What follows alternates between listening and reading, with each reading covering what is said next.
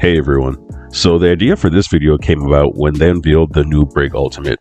Something that I thought was so silly and I didn't really understand like how this got approved or like why they decide to do it, that I started to like kind of think about what philosophy do they even have when they're designing a character. Now in hindsight, turns out Brig's Ultimate didn't end up being that crazy like everybody thought it was going to be, so I guess that's good. I still don't really like it. I think it's kind of wonky and still kind of begs the same question, like what philosophy do they have when they're designing characters?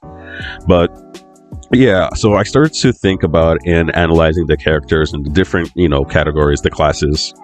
And I analyzed the core things about the characters and each of the roles that made them part of that role. And there's actually quite a few number of things, several categories split into different subcategories. So first I'm going to do a video on tanks and kind of see what you guys think about it, or kind of overall. And later on I'll probably do a support one because I think support's a bit more complicated. It's a pretty hard system to do, so if I need to do any updates or something, let me know. If I get something wrong in the comments, let me know. So first off, there are universal traits across all roles that I think should be normalized to kind of keep us consistent. That's damage and health. Now, I think damage should be split between consistent damage and burst damage, which would include combos, but that's a bit too complicated for me to do right now, and I think it's more applied to DPS characters, which I haven't done yet, and maybe I will do or not do because DPS characters, again, they just range so much. And secondly is the health, which factors in shields and armor and just regular health also, which is essentially just effective health, which you can find the charts for online. And because they keep changing the health with like the patches and stuff, I think maybe some of the things they have might be wrong, but it shouldn't change the overall point because they still kind of have like very similar HP. And this category also does not factor in regeneration when outside of battle. That is a different stat altogether, and differs from role to role depending on who you're talking about. So you'll see that one when I start breaking everything down. So other than those two universal traits, tanks have unique traits of their own. The unique traits is crowd control, because tanks are or were the only role that still had their CC or stun abilities that they decided they wanted to get rid of in Overwatch 1. So this attribute was reserved for them. The second thing is damage mitigation, because this contributes to their tankiness, right? Every tank has some form that helps them avoid damage, and it's not all as simple as you guys might think, but keep listening for that. And third, it's self-sustained. And well, this is easy, right? All defense characters have some sort of ability to increase their health for a brief amount of time. And again, we'll get into this for each character as we go. And I also have an ease to play category. And this one I think will be a little bit more controversial because I'm kind of saying like the easiest characters to play and things like that. But it won't be factored into the final equation. It's just an own category that I think helps justify certain things. Like the higher the magnitude, the harder the character should be to play, in my opinion. Because it's okay to have varying levels of difficulty playing a character, right? But if the person's like super easy to play, I think they should have less of an impact. And if they are harder and you took the time to master them, maybe you should be rewarded for that. Like Hammond, for example. Hammond is very hard to play, but nobody is that mad when a Hammond wrecks their team because they understand like to be that good with Hammond to the point where he's just kind of like obliterating your team. The person worked for it. Like it's not easy. On the other hand, we had characters like Roadhog in Season 2, where he was super easy to play and would just kill everything. It was completely ridiculous. I literally stopped playing until they fixed him because of this. We inherently have an ease to play factor in our heads. And when I say ease to play, I don't necessarily mean that the character is, necessarily a smooth brain character to play that anyone can do. I mean more of how hard is it to get some sort of value from the character. Not like masters or GM level, but like just like on an average player being able to be decent with him. So like a skill floor, I guess is essentially the word. So for the tanks, the way everything's going to be rated is I'm going to factor in the health and the damage and the CC abilities, the sustain abilities, and the damage mitigation abilities. And factor all this into a category that I call the magnitude. I will calculate the magnitude of each character, which is essentially how you'll figure out where they rank. So for those of you who don't know, there's already an established magnitude equation in like the science community. Again, I'm an engineer, so I kind of use these things a lot. And it's using like various forms of math. It's just the square root of the sum of the squares of each variable. So it's like, let's say, the square root of a squared plus b squared plus c squared, something like that. This is a very good equation that I've used in my job, in my life, a lot to understand the weight or importance of something. So with 5 categories with a max score of 5 in each category, the maximum score possible is 11.18. I wish I rounded out to 10, but I would have to bring it down to 4 categories, and it's not possible because there's 5 categories. Now we could do the whole percentage thing where I divide the calculated magnitude by the max magnitude and then multiply it by 100, but I think it's easier to just kind of keep it this way because, well, that other way would make it a nice 10 out of 10, but I don't want to do it that way. It seems like too much. It seems unnecessary. And before we start, don't forget, so much has changed that I'm sure some of my numbers might be wrong, but I really doubt that it would change the score, the magnitude scores that much. So here's another reason why I'm doing this. I think there is kind of a problem with the different rules kind of bleeding into each other, where everybody is just kind of doing everything. I kind of talk about this a lot in my support video, where I'm just like, support characters just do everything now. I think that's a problem. I think that's actually the reason why I made this even more than the Brig one, where support characters just do everything now. It's easier to dive a DPS character than a support character now, because support characters they almost all do just as much damage, if not more, than DPS characters. So I think everything's kind of bleeding into each other in a way that I don't think is good for the game. So I think for tanks, I would like to tone down how much damage they do. So I think like a healthy thing, the way the stats would be for a tank in my mind would be, let's say, health would be something from 3.5 to 5 out of 5. Attack should be 3 to 3.5 out of 5. CC, damage mitigation, and sustain should probably have a combined 7 to 11 out of, I guess that'll be 15. But each one, from 0 to 5. So for CC, damage mitigation, and sustainability, you can have a 4, a 3, and a 0, or a 3 and a 3 and a 1, or a 5 and a 4 and a 2, something like that. I think that is an indication of balanced, or where I personally would want everything to be. And I'm sorry if this is complicated, but it'll make more sense as I'm going through everything.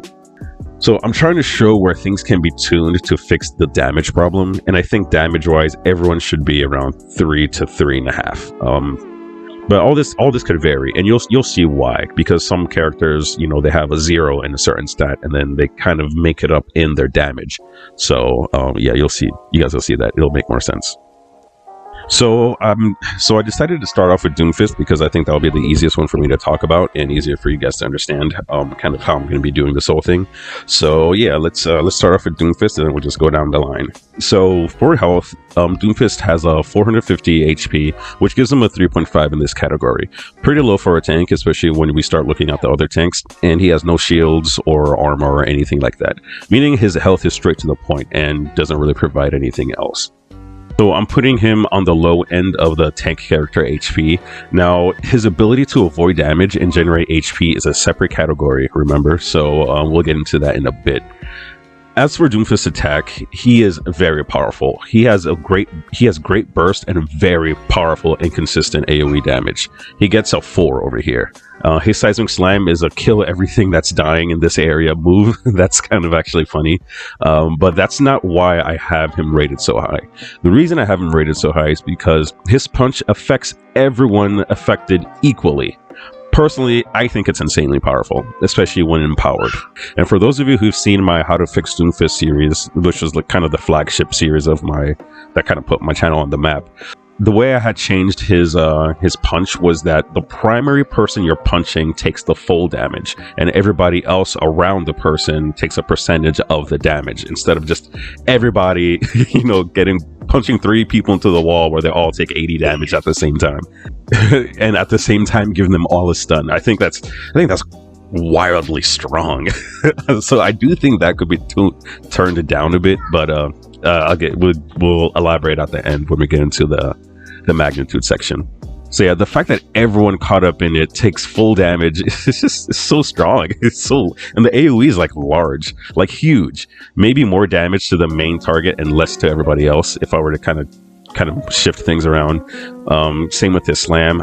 Yeah, and I had the same mechanic for his slam during the change, where everybody that was closer to him would, receive more damage, and the further away you were from his slam, the less damage you would take. So yeah, he does a lot of damage, and it's very consistent. As for his ultimate, yes, his ultimate sucks, but he gets it all the time, right? I think I get my ultimate quite literally every fight, or maybe every other fight. Now for Doomfist CC. For his CC, Doomfist also gets a 4. Doomfist in Overwatch 1 was the king of all CC. I think it's a big reason why he even became a tank to begin with, because they are or were the only ones who were allowed to have a CC. Anyways, he has great CC. Being able to stun every 4 seconds, not just one person, but entire groups at the same time, is extremely powerful. He can stop most ults with a move that's on a 4-second cooldown and push people to where you want to push them.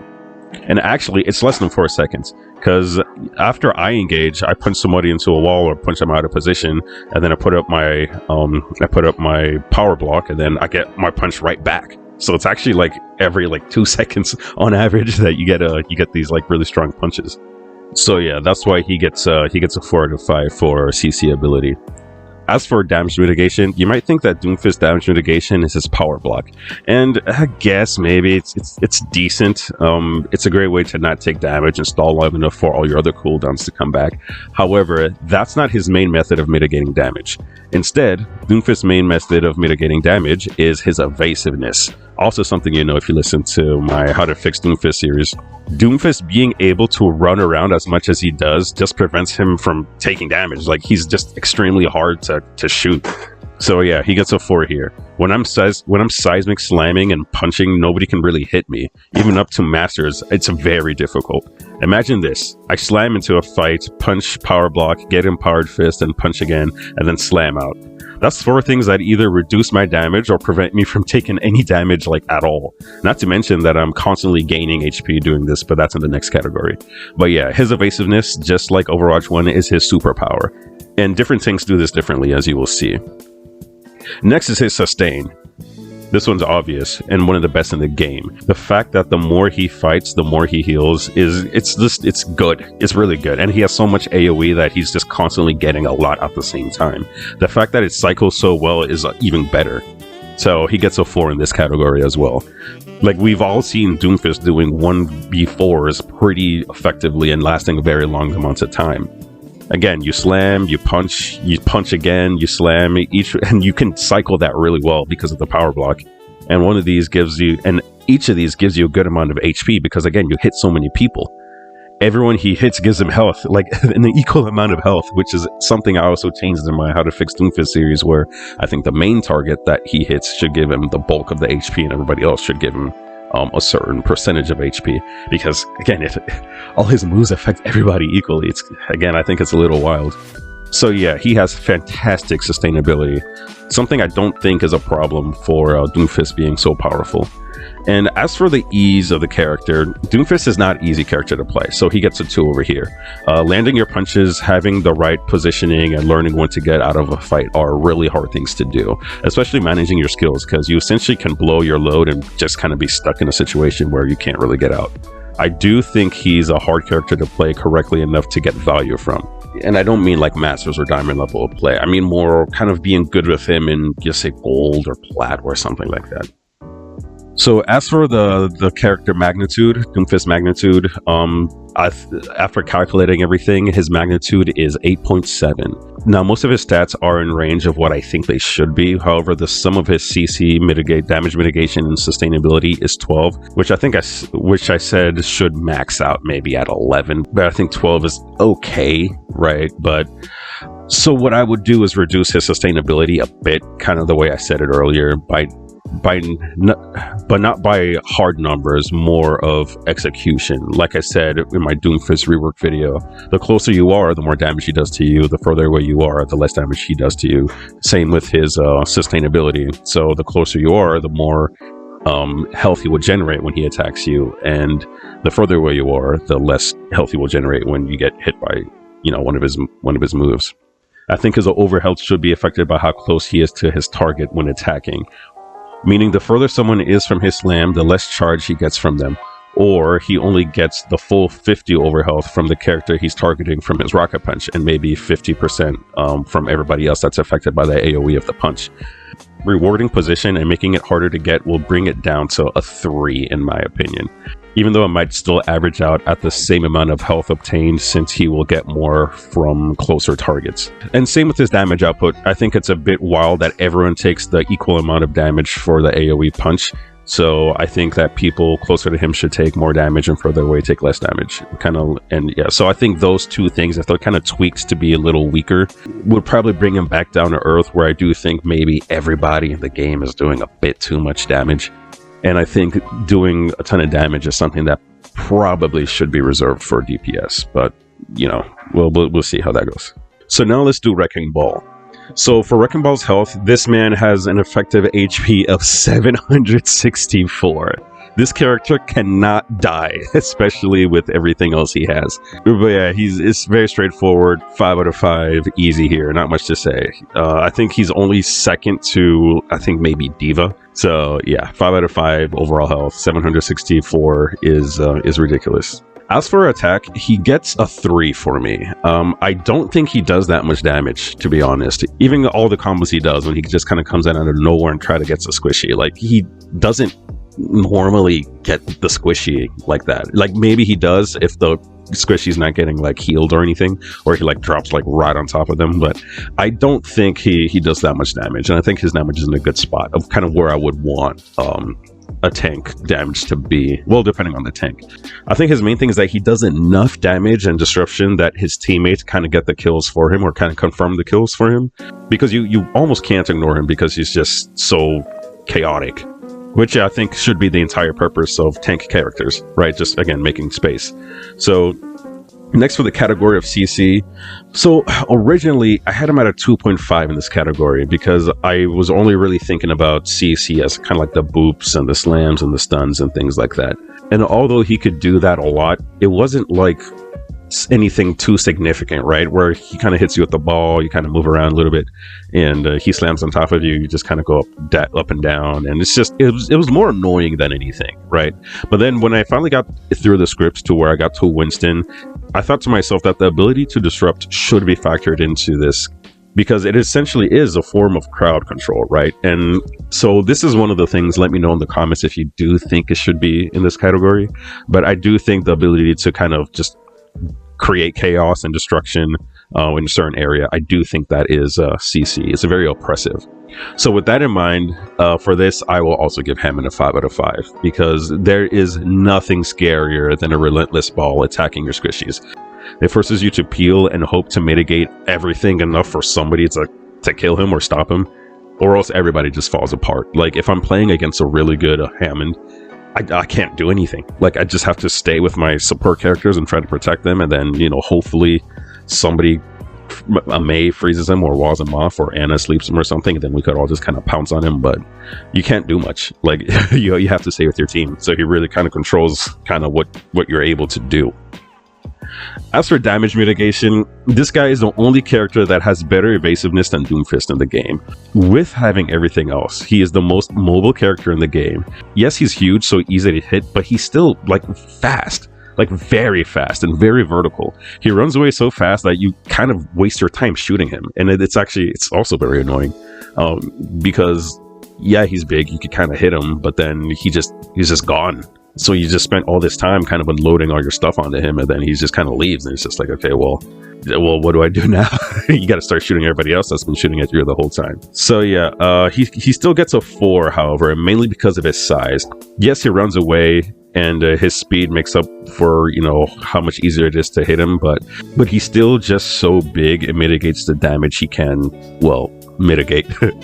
But it's still hot, but it's still a high score, because using his speed to get to cover is so powerful, and often the only reason why you can't finish him off. As for his sustain, he has the best sustain in the game. One press of a button and you gain 100 HP plus 100 HP for every character in the area. Like, this is also easily a 5. Like, this would honestly be like a 7 out of 5, but I'm trying to keep everything normalized here. But yeah, with a push of a button, he can have 700 HP added to him if there's a Bob present. So I think this move, if nerfed, will be what brings them back down to earth. Because I think it's ridiculous. I think this is so overtuned, and I don't see why like this move isn't literally half of what it is now. Like 100 per person it's crazy. That's craziness. Like he can't die. The combination of this and his max HP and his evasiveness it's too much. He's unkillable unless your entire team is built to handle him. But I guess this goes into the ease of the character, right? Ball is so hard to play that I don't even get mad when I get crushed by one. I mean, I get like annoyed, but like it's hard. He's so hard to play, like you almost deserve it. So ease to play score for him would be a 1. And with May being able to slow him down and Anna being able to sleep him and all that type of stuff, if you're great with him, I can see all the work you put into him. Because like gold and platinum level balls aren't that great. Like they're pretty easy to trap or stop or all that type of stuff. All the great balls are already like past diamond. Like they're all like in masters and stuff. Because if you're good at him, you just stomp. You just always kind of stomp everything. Like at every level that's not like high level, the Hammonds just kind of go in and kind of mess around a little bit and leave, but they're not that chaotic. Like they're not that oppressive as they are once you like really know how to play him. So they haven't really reached the skill floor for him to be useful. But once they get there, they skyrocket like straight up like to the next, to like high diamonds, masters, all that type of stuff. So for his magnitude, he gets a 10, which actually worked out. Like I didn't just give him like a 10 out of 10 because that's not how this works. Like after crunching all the numbers, it is actually just a perfect 10. And yeah, it's a nice way. And it wasn't even planned like that, so that's pretty cool. So yeah, the equation works, y'all. So yeah, Ball is very OP, severely OP, but he's so hard to play that it's almost okay. I do think that to bring him back to earth, what needs to be reduced is his sustain, as in his adaptive shields, and his low damage is, I think, good for where I think his low damage is where it needs to be, or where I want tank damage to be. But the combination of his damage mitigation and sustainability is just ridiculous. They either need to slow him down, which will affect his disruption and his damage mitigation, or keep the CC and damage mitigation where it is and completely nerf the hell out of his adaptive shield. I think if they bring down the score for his CC, damage mitigation, and sustainability to something like 442, I think that would be the way to go. So now let's do Reinhardt. Reinhardt has a lot of HP, but almost doesn't matter because he gets melted so fast. You can't swing your hammer without risking losing a third of your health, but he still has an effective HP of 754, which is a lot, but it goes by so fast. However, this is just to analyze the effective health that he does have, so it's still a 5 out of 5, just to stay objective. But maybe this is another thing you guys can think about the situations these characters have with their HP, kind of like how Reinhardt, like I just said, he has to be in the fight. He has a lot of HP, but it goes down like really fast. So yeah, just to say objective, this is a 5 out of 5 because it is still a very large amount of effective HP that he has because of his armor. Next is Ryan. Ryan deals an absurd amount of damage. He also gets a 5 over here because not only does each swing do a ton of damage, but its absolutely large area of damage is just, you could hit several people for a lot of damage consistently. You could easily hit 3 to 4 people with each swing. I've gotten my ultimate twice in the same fight because of just how he plays. Plus his double fire strike that also goes through people, hitting multiple people. Nah, son. And his charge attack? No. This is a 5 out of 5. His strength when he's inside of a fight is top tier, is the highest level. As for his CC, Reinhardt doesn't really have CC like that outside of his charge and his ultimate. And I'm not really looking into ultimates when I'm doing these, and this is something else we can kind of work together in the comments to try to see how to factor in ultimates. But yeah, I give him a 2 for his CC, so it's really only his charge. And if you've seen me in my Reinhardt gameplay, I'm always charging, like consistently charging. But it's risky, but it's so risky that I feel like it just kind of balances itself out. And there aren't that many opportunities to use it, to be honest. I kind of just play a little reckless. And it's a great way to make people run away a bit. It could be better. I think this should maybe be buffed. If you've seen my How to Fix Reinhardt video, I'm going to be plugging in all of my How to Fix videos in this, I guess. But yeah, if you see my How to Fix Reinhardt video, I think he should maybe receive less damage while he's charging or something like that. Anyways, to make it less risky. But as for his damage mitigation, Ryan's main way to mitigate damage is his shield. And he has a very powerful shield that has a ton of HP, especially if you learn how to shield dance with it. You can double or triple how long you survive. But it's not that great because it was made for Overwatch 1, and in Overwatch 2, they easily kind of just melt him because they just go around him, since everybody now deals so much damage and is super mobile. So yeah, that's why I can easily say that this method of damage mitigation is worse than Doomfist. Yes, it's a great shield, but it's just bypassed so easily, unless you like stall or shield dance with a specific purpose, like for a cooldown or to, regenerate HP, or even to get into a fight. Oftentimes I walk into the fight without my shield and kind of like put up my shield and take it off, kind of just to kind of have it on me. I kind of like bounce between the two. Yeah, it's actually an acquired skill, and actually goes into the whole sustain. So that's why his damage mitigation receives a 3 out of 5. It's decent, especially if you know how to use it correctly. But yeah, so 3 out of 5 for damage mitigation, because it is a powerful shield. So Ryan gets a 2 for his sustain, and it also comes from his shield, surprisingly. Knowing when and when not to use the shield and shield dancing to maximize how much the shield recovers is sustainment, in my opinion. It's like a pocket health you can kind of pull out at like any time if you know how to shield dance properly. So yeah, as your shield is recovering, you're essentially recovering back your pocket health that you can pull out at any time, if you play well enough to recover it efficiently. The problem is that it's just so easy to bypass, and it's kind of pocket HP. So it really kind of depends on how you use it and how people are able to bypass it. So his sustainability also gets a 2. As for ease to play, if you have a pocket healer, you can YOLO your way up to platinum and low diamond pretty easily. It's almost nothing. You can just slowly walk up to the enemies, take advantage of corners, and once you're in the fight, if you're not scared and you have decent healing, you just murder everybody. That's it. Like, you just murder everyone. He's extraordinarily easy to get value out of. So he gets a 5 out of 5 for ease to play. So in conclusion, for the magnitude of Reinhardt, this brings Reinhardt's magnitude to 8.1. Ryan is special. He has no real sustain. No, he has very low sustain and very low CC. However, because those two are so low, he has huge damage and huge HP. And he's designed in a way that's kind of really all he needs. He's also very easy to play. But if you go by my criteria, I would want to reduce the amount of damage he does. I would like to give him better CC or some way for him to sustain himself. But I feel like the huge damage is part of the character's entire identity. That's if I was being objective, but my heart says that I just want to keep him with the 5 out of 5 damage because, it's kind of cool. He's just swinging around his hammer. So yeah, I think that's what I would change. Now for Orisa.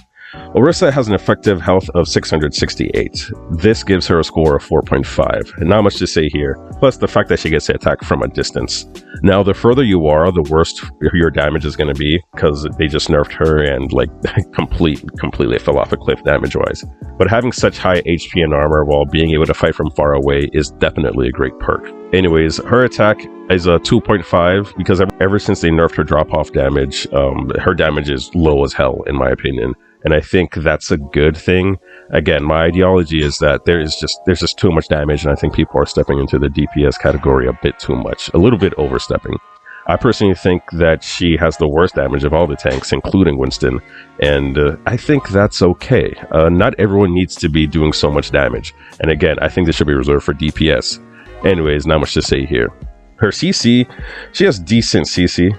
Her Javelin Throw and Javelin Spin are great CC moves that kind of combo really well together, so she gets a 3.5 out of 5 for this one. It allows her to stop ultimates and other moves, very useful against Sigma ults, for example, and is a great way for her to get into the fight and disrupt everybody. Plus, the cooldowns are on a cycling cooldown that almost always has something available for her to do.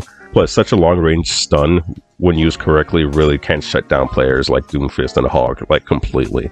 Just not letting them do what they need to do. As for her damage mitigation, she has her Javelin Spin. It's a bit short compared to everyone else, but what makes her damage mitigation so good is that she never really needs to be in the middle of a fight or the fray because of her long-range damage. And 2, it just stops all projectiles, so essentially it's a shield. And the cooldown for it is so short that it comes back pretty fast after you're done doing other things. The fact that it increases her speed doesn't really work as mobility, because it really only increases her speed when she's walking forward, not walking away to get out of the fight. So yes, it's decent, but not as good as any of the other characters we've spoken about yet at preventing damage. She just has a nice shield and gets into fights from far away, but it's still a huge target. As for her sustain, her Fortify is, in my opinion, really good sustain. The health she gets from it is pretty high, and you factor in the damage reduction and the anti-CC perks that it gives you. That's why she gets a 3.5 out of 5. And it's a good score, right? It's a really good score. As for ease to play, I don't know. I think she's okay to get value from, even at like lower levels. I would say maybe her aiming is something that you need to get good at, but it doesn't take much to get value out of her.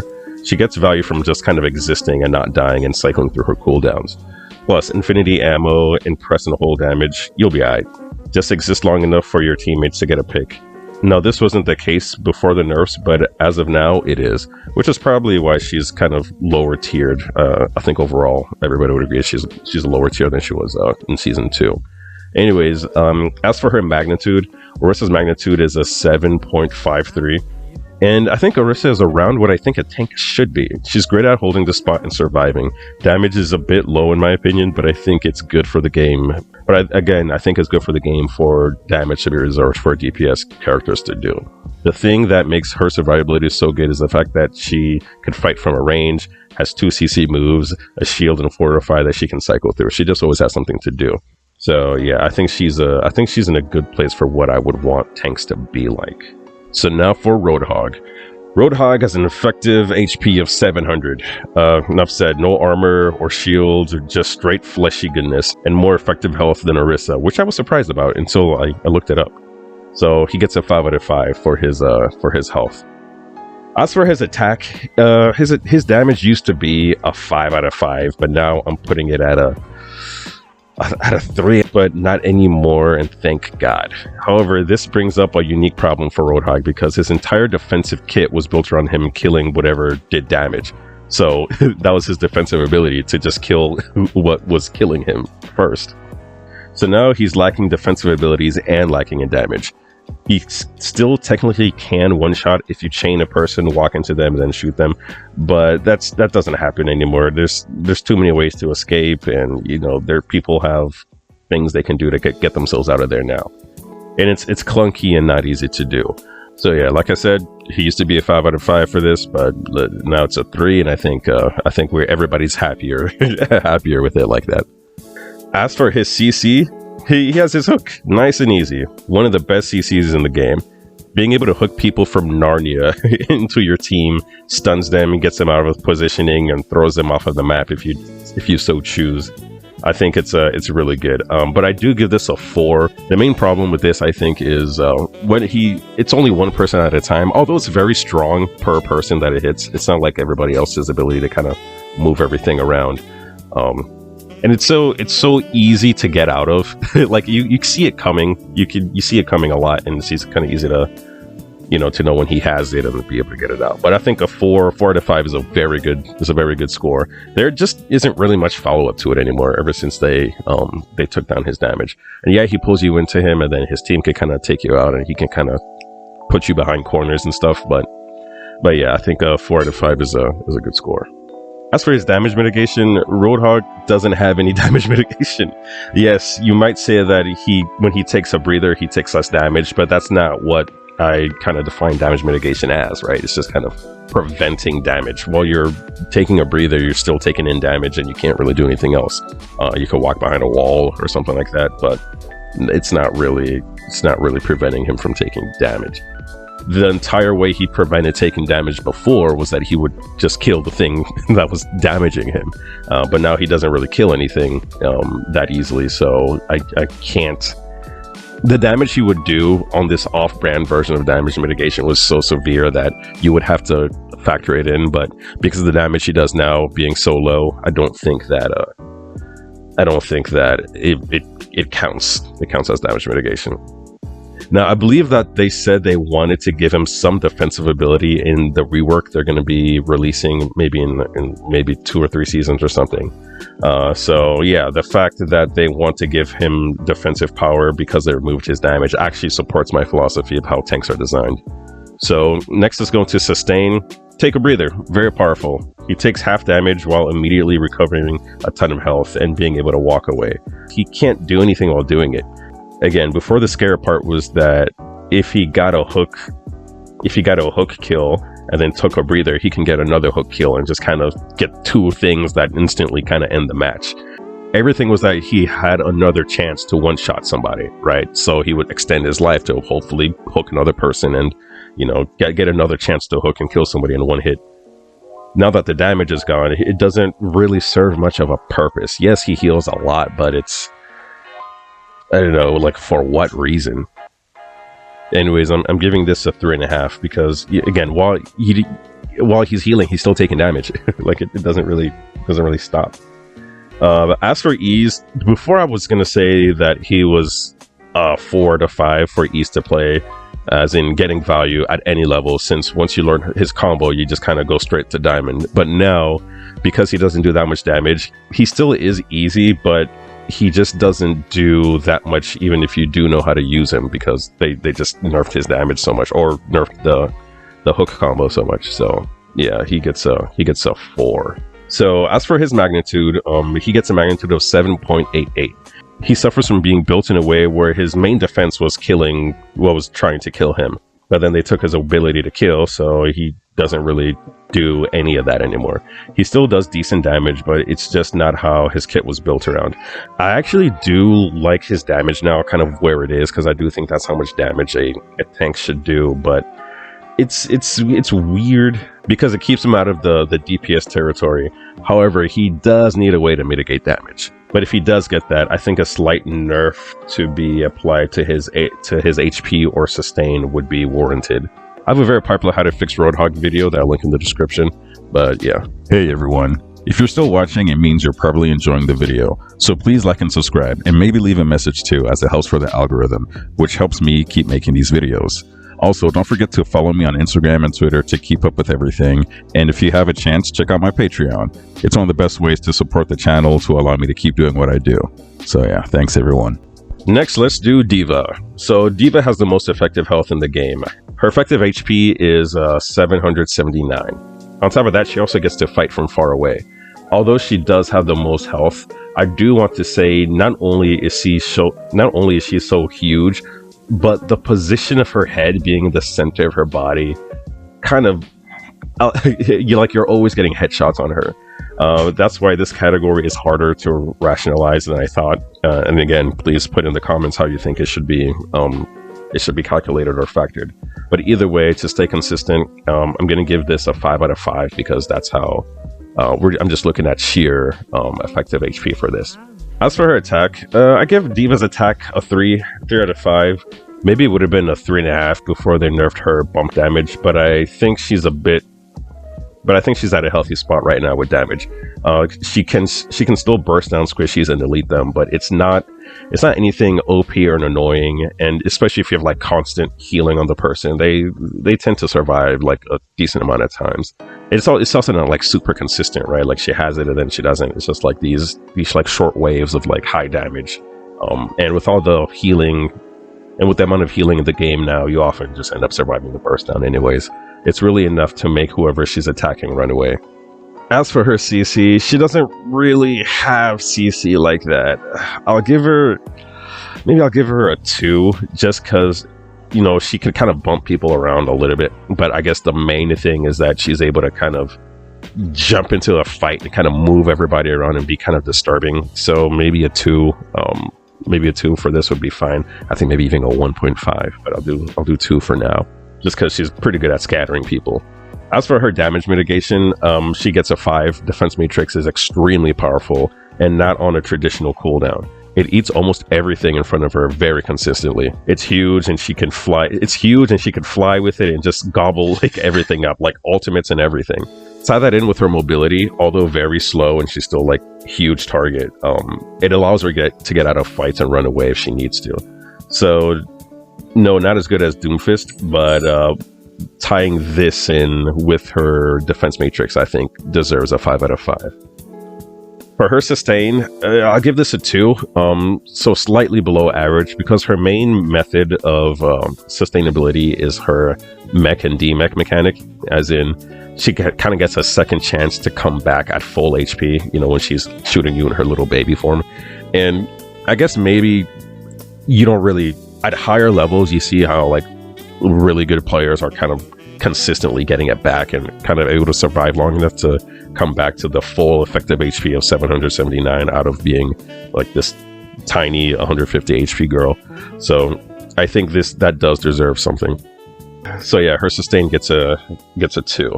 As for her ease to play, I give her a 2.5, which is about average. She's not too hard to get value out of. It's just like to play her really well, like the skill ceiling for her is insanely high. I know that, but the skill floor, you're still going to get value just having your defense matrix out, being able to target people with the missiles, especially at lower levels. Like, you're kind of existing and doing burst damage if you know how to kind of focus in on a character. So I think I give her average, like medium difficulty of being able to play well enough to get some value out of. With these numbers, Diva's magnitude is 8.18, and yeah, not much to say here. At higher levels, she's an absolutely crazy high skill ceiling character, but you know, she doesn't do too much damage in my opinion. I don't think she's wild like that, and I think her damage is in a good place. Like I keep saying, I think it keeps her away from the whole stepping into DPS territory. Now for Sigma. Sigma's effective health is 550, so I give him a 4 out of 5. He has no armor or anything like that to consider either. He's on the lower side of tanks, but he makes up for that in other ways. Yeah. So I think Sigma does a lot of damage, or at least he used to. I think he still does. I just kind of want to see more about the new nerf that they did to his rock, and I want to see, you know, how that affects his overall damage, to be honest. But I think he still does a lot of damage as for right now. It's more the burst damage of it all for me when I'm thinking about his attack ability. He does a lot of damage with his balls, especially because they do small explosives, like a small explosion AoE type of thing when he hits somebody directly. Like, he attacks very slow, but each of his attacks kind of hit like a truck, whether it's his balls or the giant rock, or, you know, those two things. It's just like kind of consistent burst damage here and there. But, you know, maybe that's just his thing. So I give him a 4 out of 5 for damage. I think he does a lot of damage. As for his CC, I give his CC a 2.5 out of 5, because it's just his rock, right? It's very powerful and stops a bunch of things, but it's kind of a one and done big damage, knock you to the ground type of thing. I think it's good. I don't think it's like crazy. I think, you know, if you're close enough to him, or if you're just kind of not paying attention, and he throws it from like across the battlefield and hits you with it, and it's also very big, so it's pretty easy to aim. But I don't think it's a wild one. I give him a 2.5 for this. I could see it maybe being a 3, but I don't know. It's just so easy to avoid, and you know, it gets lobbed at you. It's not like a straight shot or anything. Well, the big thing about it is that it knocks you down, so that's a pro. So his damage mitigation is twofold. He has a decent shield, and his suck ability, which works like a personal shield. So I'm giving him a 4 out of 5 for this one. Both are very solid. The diversity of placement you can have with his shield, especially because it's projected forward, is great, but it's also very strong. And it takes a good amount. But it's a little weak in my opinion. But it takes a decent amount of damage before it breaks. And his suck ability is like a lesser version of Diva's defense matrix, which is already a good move. So both very solid, and he has 2 of them. The main issue is that they're pretty easy to get around. They're pretty easy to get around and prevent from being as effective as they should be. You could easily explode his shield like very quickly. And while he's using his suck ability, there's so many options to just kind of turn that off, that you could also just not shoot him, right, and not give him anything. So they're easy to work around, but they're still really good. So I give this a 4 out of 5. As for his sustain, he has decent sustain, and his sustain, so I give him a 3 out of 5. No, I give him a 3.5 out of 5, because again, he also has 2 of these. He has his shields, which do recover when he's not taking damage, which is great because he has 2 moves that prevent damage. So it's pretty easy to kind of keep it going. and he gains 60% of the damage he absorbs through his suck. I keep calling it suck. His kinetic grasp, I believe, is the name. And he's able to like get up to 400 HP, which is huge. But again, you could just kind of stop shooting at him, and then he's just kind of standing there. so yeah, it's still very useful, still very powerful. So 3.5, I think, is an appropriate score. Now, the ease of playing Sigma. I think Sigma is relatively easy to learn how to play. Moderately easy to learn how to play and get like some value out of. He does a ton of damage and doesn't have that many skills. The skills are pretty easy to work with too. So he's just kind of well-rounded, like all around, and kind of does everything moderately well. And doing damage with him is so simple and slow in a good way, kind of, because it's a bit clunky, but he does a lot of damage, but like very slowly, if that makes sense. But in my opinion, I think he's a bit clunky, and has a bit of a learning curve to him. So I guess ease to play. I feel like I should give him a 2.5 also. No, I think he's easier than 2.5. You just kind of have to cycle through them. He's not that hard. I'll give him a 3 out of 5. I don't know why I didn't write it in my scripts. I don't have a number over here for him. I was just like off the top of my head. As for Sigma's magnitude, Sigma is great, but I do think he does too much damage as the burst damage thing. So his magnitude is 8.15. Every move he does deals a lot of damage, but they're pretty slow. And again, I do think he steps a bit into DPS territory, but I don't think it's too bad. If they, I don't know. I have to see about the rock. I think the rock's damage could probably be lessened even more, because it does kind of knock you down and, you know, shuts a lot of things down. But yeah, I don't know. I think if they nerf it again, or depending on how noticeable the nerf is to his rock was in the last patch, maybe it'll bring it down to a 3.5, but I'm just not sure yet. I have to wait and see for that. But yeah, so anyways, for now it's an 8.15. And yeah, other than that, he just kind of does everything to a decent degree. He's an all-around character that does a lot of damage. Now let's do Zarya. Zarya has an effective health of 475, so not that high for a tank. She gets the 3.5, so she gets a 3.5 out of 5. No armor or anything like that, just straightforward HP. She does make up for this in other ways, so let's just kind of continue over there. Her damage is insane if she builds up to it, which is very easy to do. After a certain point, she just kind of melts everybody after like focusing on them for a second. She can melt Pharahs if you're really feeling it too. Now, unlike Reinhardt, she only attacks one person at a time, but it's a ton of damage, so I'm giving her a 4.5. As for CC, Zarya has no CC. She gets a 0 here, but you can see that because she has nothing here, they buffed like all her other categories. Well, most of her other categories. You can see that they buffed the other categories, like for example her attack being so high. Like I said before, tank characters who don't have a lot of CC, mitigation, or sustainability, that value gets put somewhere else. So that's why you see the tanks that have more than a 3.5 in attack, they tend to be very lacking in something else.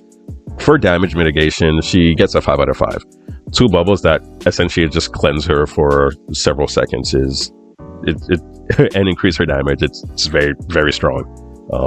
Like, not much to say here. Her bubbles are the best damage mitigation in the game, possibly. It's the most ultimate shield and is available a lot. So not much to say. 5 out of 5, easy. Her sustain is like a 1.5 because it's only her shields generation which activates when she's out of battle. Now, if you're able to run away or play your corners, you'll get it back. But with her lack of mobility and how it's not really used in a fight, it's a very low form of sustainability. So 1.5. As for her ease, I think Zarya is very easy to play. at least to get value out of. I think she gets a 5 out of 5 for her ease to play because you just use your abilities, right? You let's say you're in gold, you put up your bubble, people keep shooting at you, and then you just start melting through everybody. She's not that hard to get value from. I think she's pretty balanced, but is missing that extra oomph. Maybe she needs an extra ability so she can like CC or something. So Zarya's magnitude is a 7.72. Again, characters who have 0 in certain stats tend to compensate that with damage, which is, I think, exactly what she does. If she just had better self-sustain, I think she'll be up there. Back when she was the most powerful in the game, when the game first came out, her mitigation was like an 8 out of 5. But she does do so much damage that it's almost kind of like what I said about Roadhog, where it's like the way she sustains or mitigates damage is just by killing the things that do damage. So this one was a bit of an odd one. So I do think maybe they need to give her some CC ability or something to sustain herself with. Definitely not both, because the stat for her damage is already so high that I think we could end up in a scenario like Season 1 where she was just a monster. So now is Junker Queen. I don't know why I chose this order. I have no idea why I chose this order. Maybe it's the characters I'm more familiar with, and then kind of goes on to the characters I'm not that familiar with. I don't know. But anyways, it's Junker Queen now. So Junker Queen's effective health is straight up 425. Not much to say. She's got the lowest health of any tank, but this still brings her to a 3.5 out of 5 for me. And, you know, no armor, no shields, no nothing. Just straight up regular health. Junker Queen's attack is... it's strong when you set up correctly, but landing things and being able to actually pull things off it's not good. It's not good. Landing the jagged blade is tough, and taking advantage of the axe requires you to be close enough to get more people at the same time to, you know, activate it to activate the reduced cooldown for it. So when she's able to hit you with it, it does a lot of damage, but like she's just so inconsistent with her damage. So I'll give her a 3 for now, not because the raw damage is low, but just because she's just incredibly inconsistent.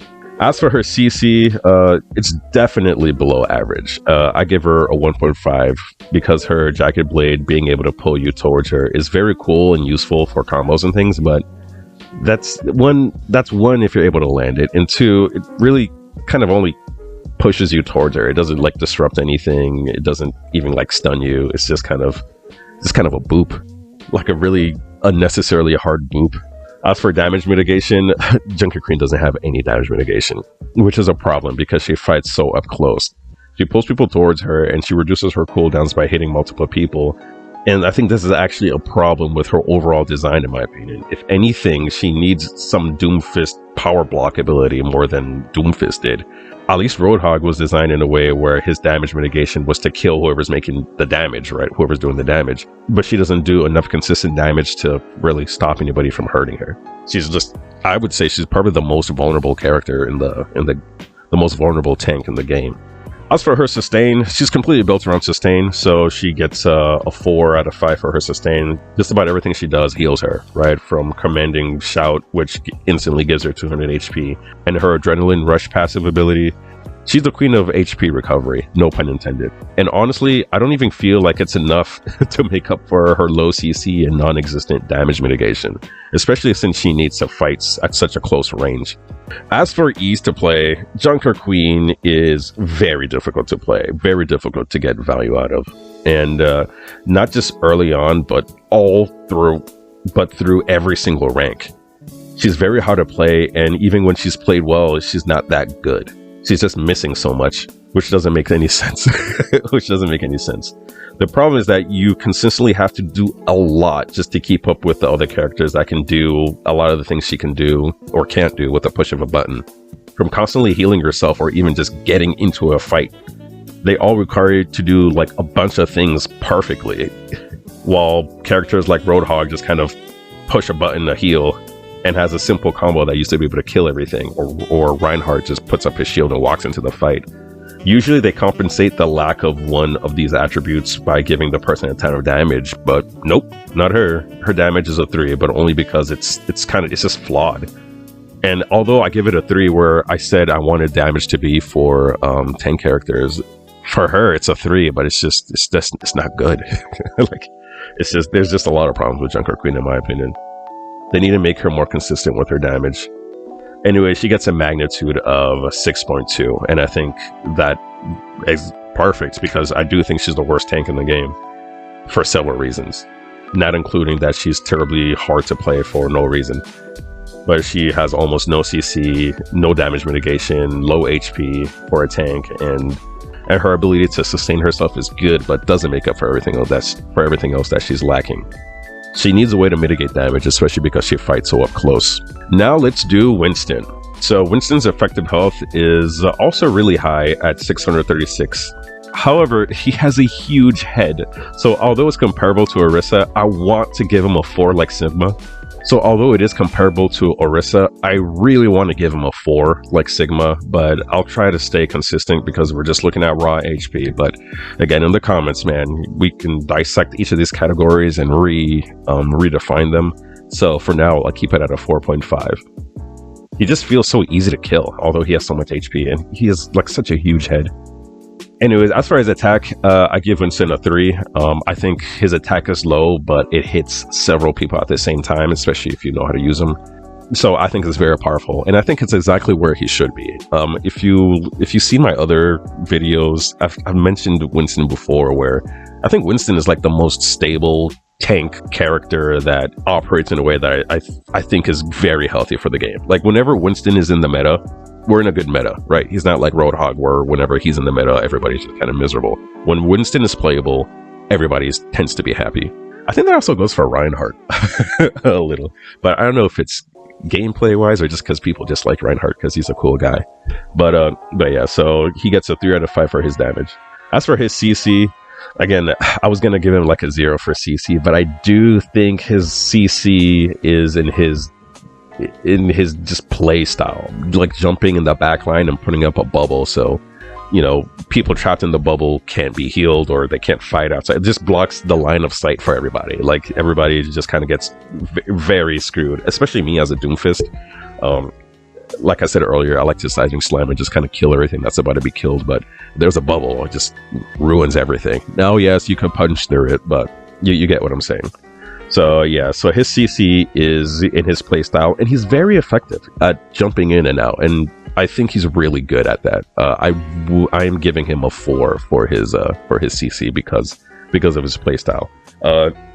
Might be controversial. Let me know if you guys agree or disagree in the comments. But it's a 4 for me. As for his damage mitigation, Winston's mobility and his shield give him 2 methods of damage mitigation. Not much needs to be said, so I also kind of give this a 4.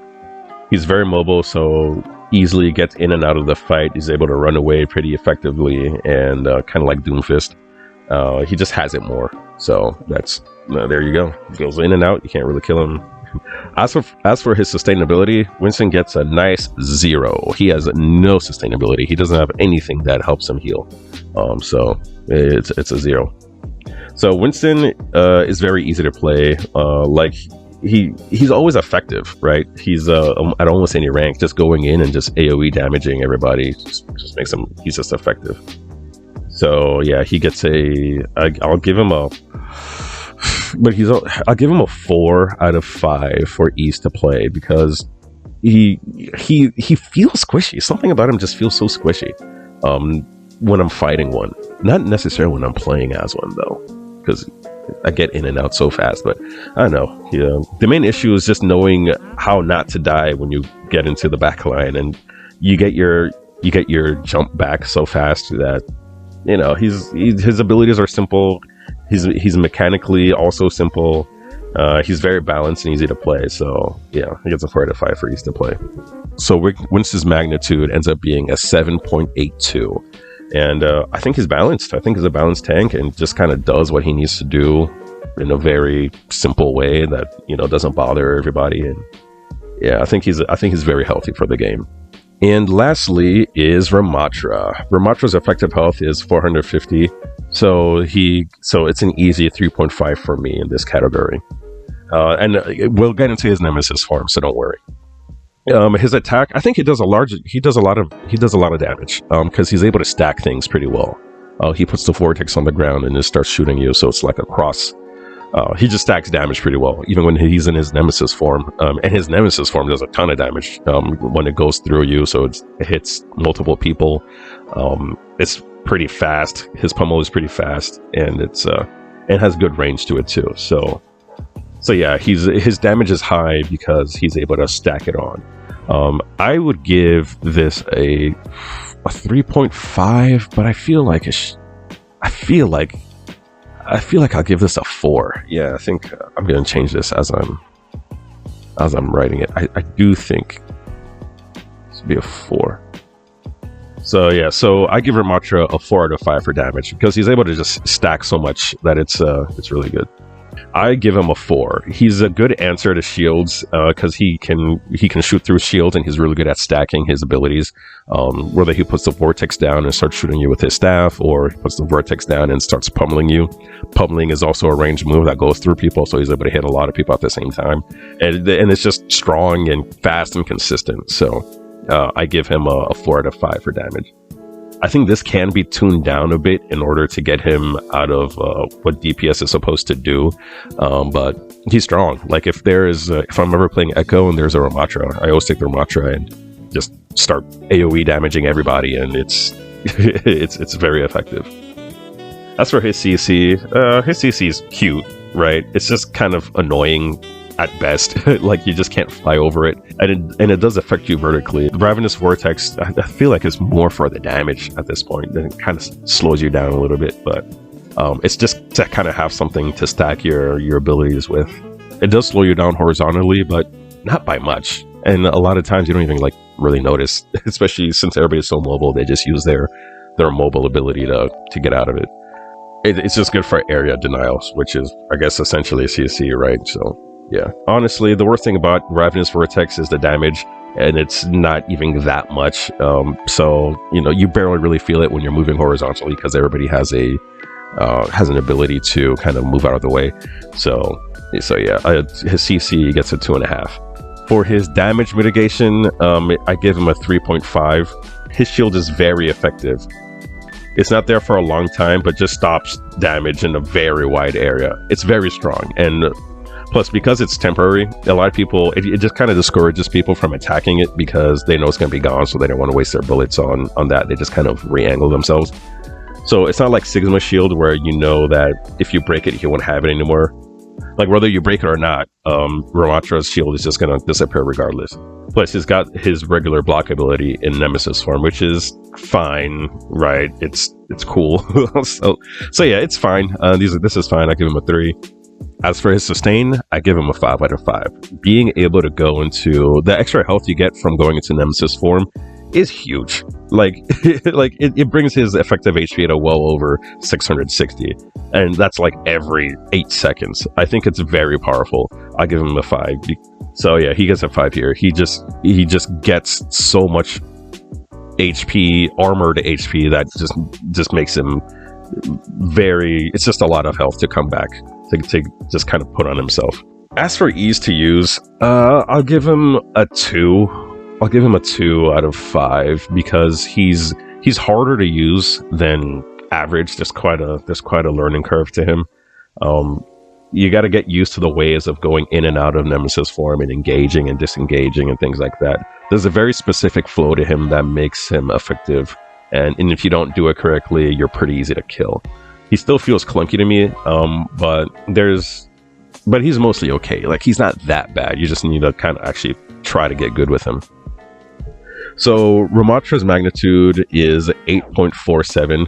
He's very powerful, and at one point he was the best tank in the game, but also at one point he was the worst tank in the game. I personally would like to change his Ravenous Vortex to either double down on impeding people's movement or double down on doing damage. Just one or the other, not kind of half-assing both.